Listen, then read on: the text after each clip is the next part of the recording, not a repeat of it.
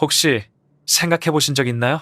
삼국지 최고의 책략가이자 천재라 불린 제갈량조차 평생 두려워하고 존경했던 인물들이 누구였을까요? 불과 피가 뒤섞인 그 격동의 시대에 와룡이라 칭송받던 제갈량은 탁월한 지략으로 명성을 떨쳤지만 언제나 승리한 것은 아니었습니다. 역사의 어둠 속에는 제갈량의 마음에 깊이 각인된 존재들이 있었습니다. 어떤 이는 조용히, 어떤 이는 강렬하게 그의 앞에 나타나 불가항력적인 그림자처럼 남았죠. 그들은 때로는 두려운 적수였고 때로는 존경할 만한 동지였습니다. 오늘 우리는 바로 그 세 명의 비밀스러운 인물을 찾아 떠납니다. 제갈량의 평생을 뒤흔들며 촉한의 한실, 부흥의 꿈마저 흔들리게 만든 세 사람의 이야기 지금 시작합니다. 3위 학조. 세 번째 인물은 다소 생소할 수 있는 위나라의 장수 학조입니다. 어떤 기록에서는 흑조라 불리기도 하는 그는 진창성을 지키던 수비장군이었죠. 비록 법정이나 조진처럼 이름이 널리 알려진 인물은 아니었지만 228년 말 제갈량의 제2차 북벌에서 그를 좌절시킨 인물이 바로 학조였습니다. 학조는 삼국지 역사에서 자주 거론되는 인물은 아니지만 그의 뛰어난 수비 능력과 진창성 전투에서의 활약은 제갈량에게 뼈아픈 패배를 안겨주며 깊은 인상을 남겼습니다. 조진, 장압, 사마에 같은 명장에 비하면 덜 유명했지만 그는 촉한의 와룡 제갈량마저도 고개 숙이게 만든 강적이었습니다. 학조는 서북 변방의 평범한 가문에서 태어났습니다. 명문가 출신도 고위 관료 집안도 아니었죠. 하지만 그는 오직 자신의 용기와 지략으로 병사에서 시작해 장수의 자리에 올랐습니다. 특히 하서와 양주 일대에서 반란을 진압하며 실전 경험을 쌓았고 불리한 상황에서도 끝내 지켜내는 수비의 달인으로 성장했습니다. 그가 보여준 인내와 실전 감각은 훗날 진창성에서 빛을 발하게 됩니다. 228년 제갈량은 제1차 북벌에서 실패한 뒤 다시 공격을 준비했습니다. 그의 목표는 관중으로 들어가는 길목, 바로 진창성이었습니다. 처음 제갈량은 이 성을 하찮게 여겼습니다. 성이 허술하고 오래 방치되어 쉽게 무너질 것이라 판단했죠. 그는 4만의 군사와 한 달치의 군량만 가지고 빠르게 공략하려 했습니다. 그러나 위나라 대사마 조진은 제갈량의 계략을 간파하고 학조와 왕생을 진창성에 보내 방어를 강화했습니다. 그때 학조에게는 고작 1000여 명의 병력만 있었습니다. 40배가 넘는 대군 앞에서도 그는 전혀 두려워하지 않았습니다. 오히려 제갈량의 약점을 정확히 꿰뚫었죠. 그들이 오래 버틸 수 없다는 것, 군량이 한 달뿐이라는 것. 학조는 군사들에게 단호히 명령했습니다. 한 달만 버티면 촉군은 스스로 물러날 것이다. 제갈량은 공성계의 대가였습니다. 그는 높은 운제차를 세워 병사들을 성벽 위로 올리려 했습니다. 하지만 학조는 불화살을 쏘아 올려 그 거대한 구조물을 불태워버렸습니다. 제갈량은 또다시 전차를 개조해 성벽을 돌파하려 했지만 학조는 바위를 매달아 성벽 위에서 떨어뜨리며 산산조각 내버렸습니다. 촉군은 20일 넘게 온갖 방법으로 성을 공격했지만 번번이 실패했습니다. 마침내 촉한의 군량이 떨어지고 장압이 이끄는 원군이 다가온다는 소식이 들리자 제갈량은 어쩔 수 없이 철수할 수밖에 없었습니다. 진창성 전투는 단순한 방어전이 아니었습니다. 그것은 제갈량과 학조의 지략 대결이었습니다. 병력은 압도적으로 열세였지만 학조는 끝내 승리했습니다. 그는 불가능을 가능으로 바꾼 장수였고 제갈량은 그 앞에서 쓰디쓴 패배를 맛보았습니다. 학조의 이름은 삼국지에서 그리 자주 등장하지 않습니다. 그러나 진창성에서 단 1000여 명으로 4만 대군을 막아낸 그의 업적은 그 어떤 화려한 명장들의 이름과도 나란히 놓일 만한 것이었습니다. 그리고 이 전투는 제갈량에게 평생 잊지 못할 교훈이자 두려움으로 남았습니다. 2위 조진. 두 번째로 제갈량이 가장 경계했던 인물은 위나라의 명장 조진입니다. 그는 조조의 친아들은 아니었지만 조조에게 친자식처럼 아낌없는 사랑을 받으며 성장했고 결국 위나라 군사력의 기둥이 된 장수였습니다. 절대적인 충성심과 뛰어난 지휘 능력으로 그는 여러 차례 제갈량과 정면으로 맞붙었고 북벌 전쟁에서 제갈량에게 수차례 뼈아픈 패배를 안겨주었습니다. 조진의 출생 연도는 정확히 알려지지 않았지만 그는 231년에 세상을 떠났습니다. 자단자. 삼국지에 기록된 바에 따르면 그는 위나라의 대표적 명장 중 한 사람으로 평가받습니다. 비록 조조와 혈연 관계는 아니었지만 어린 시절 아버지 조소 차우사가 전장에서 조조를 위해 전사하자 조조는 충성과 희생을 기리며 어린 조진을 양자로 삼았습니다. 이는 단순한 인위적인 행위가 아니라 인심을 얻고 유능한 인재를 포섭하려는 조조의 깊은 정치적 계산이기도 했습니다.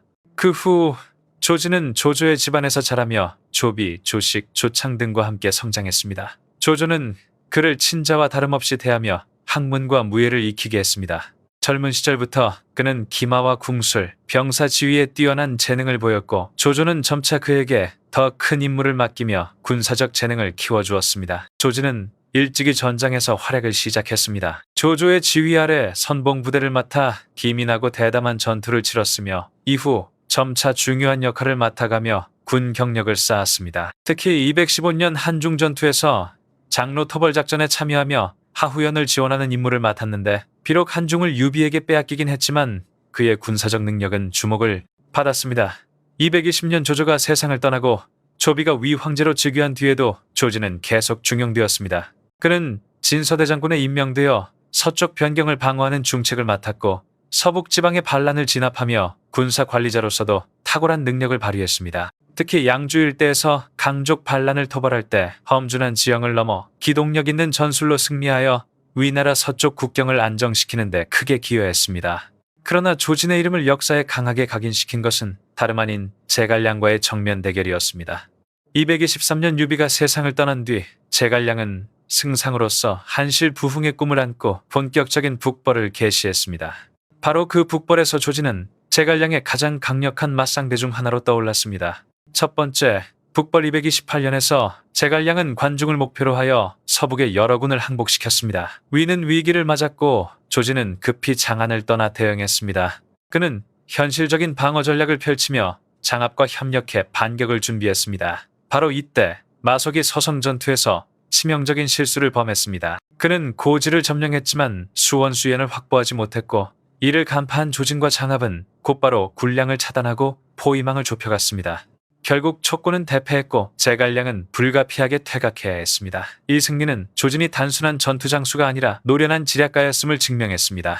229년 제갈량의 세 번째 북벌에서도 조진은 다시 최전선에 섰습니다.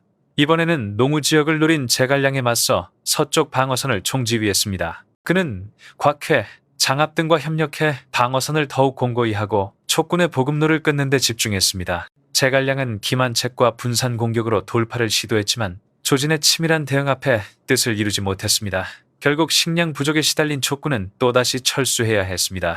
조진은 화려한 책략보다는 현실적이고 실용적인 전술에 능했습니다. 그는 제갈량처럼 화려한 꾀를 쓰지는 않았지만 견고한 방어와 시기적절한 반격으로 촉군의 공세를 차단했습니다. 또한 장합, 곽회, 사마의 등과의 협력에서도 두각을 드러내며 위나라의 집단적 전력 운용을 이끌어냈습니다. 물론 조진에게도 한계는 있었습니다.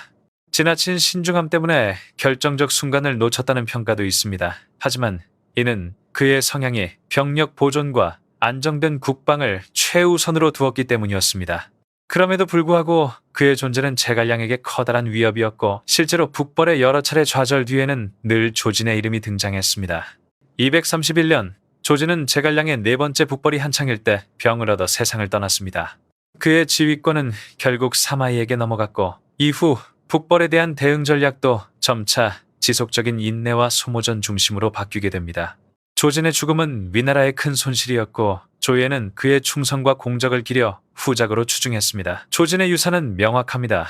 그는 촉한의 가장 위대한 전략가 제갈량과 맞서 싸우며 위나라 서방국경을 지켜낸 인물이었습니다. 화려한 수사나 이념보다는 묵묵히 성을 지키고 군량을 확보하며 때로는 단단히 버티는 것이야말로 제갈량의 이상을 꺾을 수 있음을 증명한 인물이었습니다. 제갈량에게 조진은 단순한 적장이 아니었습니다. 그는 결코 방심할 수 없는 실질적 위협이었고 그 이름은 제갈량의 북벌과 함께 항상 두려움의 대상으로 남아 있었습니다. 1위, 법정마. 제갈량이 가장 아쉬워하며 존경했던 인물, 바로 법정입니다. 그는 제갈량이 직접 인정할 만큼 뛰어난 책략가였고 제갈량은 훗날 이렇게 말했습니다.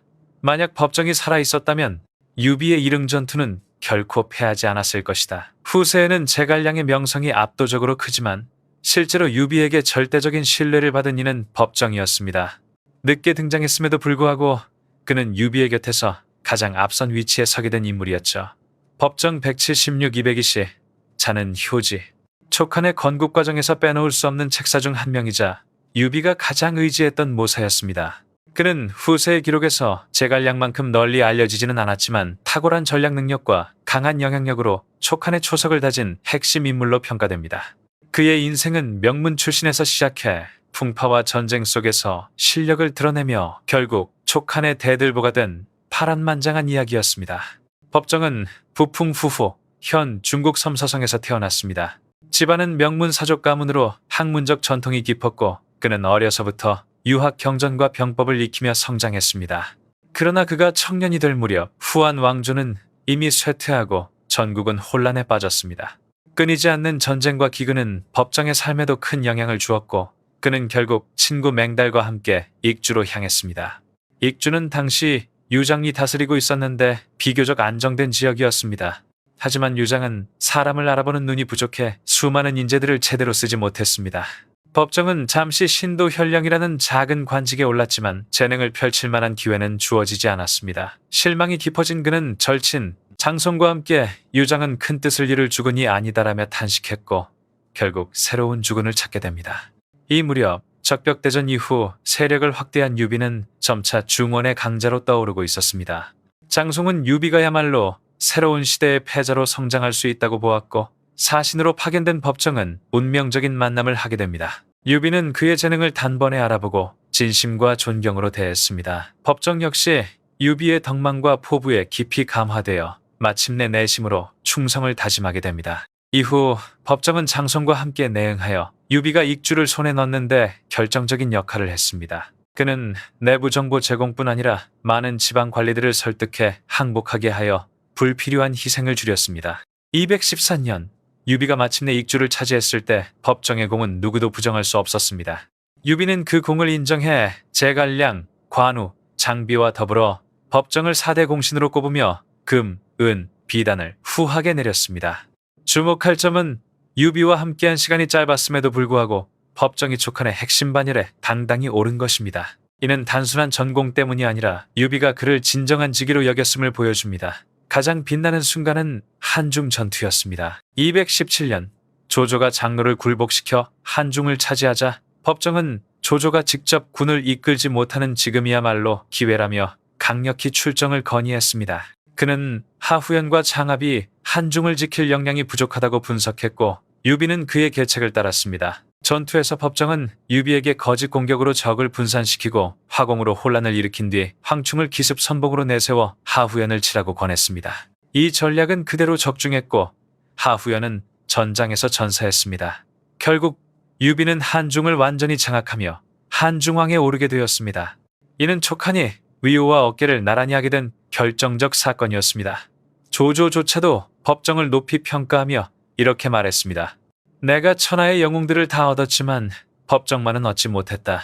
이는 그가 적국조차 감탄하게 만든 인물이었음을 보여줍니다. 그러나 법정의 성격은 냉정하고 은어는 분명했습니다. 자신을 도와준 이에게는 반드시 보답했지만 자신을 업신여긴 자에게는 끝까지 보복했습니다. 이 때문에 조정 내에서 불만이 있었고 일부는 제갈량에게 그의 문제를 고발하기도 했습니다. 하지만 제갈량은 그를 크게 탓하지 않았습니다. 그는 법정이 유비에게 절대적으로 필요한 존재임을 알고 있었기 때문이었습니다. 법정과 제갈량은 역할이 달랐습니다. 제갈량이 내정을 맡아 장기 전략을 세우는 반면 법정은 늘 유비의 곁에서 전장에 함께하며 단기적이고 과감한 전술을 주도했습니다. 두 사람의 관계는 서로의 장단점을 보완하는 이상적인 조합이었습니다. 특히 법정은 유비에게 강력한 영향력을 미쳤습니다. 훗날 이릉 전투에서 유비가 무리하게 동호를 공격하다 대패했을 때 제갈량은 이렇게 탄식했습니다. 만약 효직이 살아있었다면 주공께서 출정을 막을 수 있었을 것이다. 설령 막지 못했더라도 적어도 주공을 안전하게 귀환하게 했을 것이다. 이는 제갈량이 법정의 영향력을 자신보다 더 높게 인정한 것이며 동시에 그의 부재를 얼마나 아쉬워했는지를 보여줍니다. 법정은 220년 불과 44세의 나이로 세상을 떠났습니다. 이는 촉한에게 큰 손실이었고 특히 유비에게는 돌이킬 수 없는 아픔이었습니다. 그는 이쿠이로 추봉되었고 장례 또한 극진히 치러졌습니다.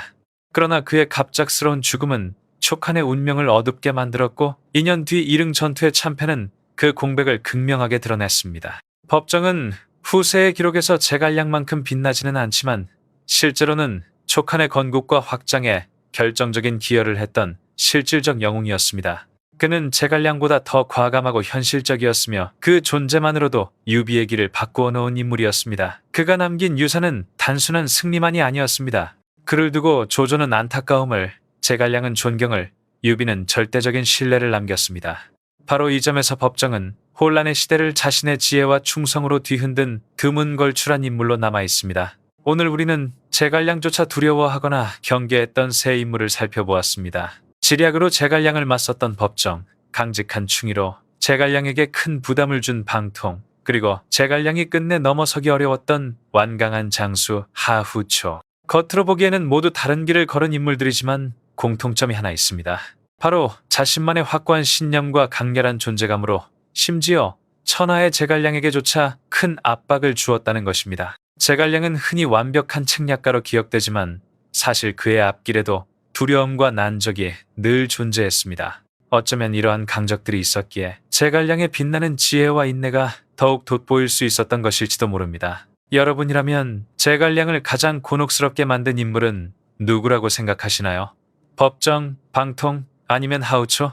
댓글로 여러분의 생각을 남겨주세요. 그리고 앞으로도 삼국의 숨겨진 이야기들을 함께 알아가고 싶다면 채널 삼국의 지혜 구독과 좋아요 잊지 마시기 바랍니다.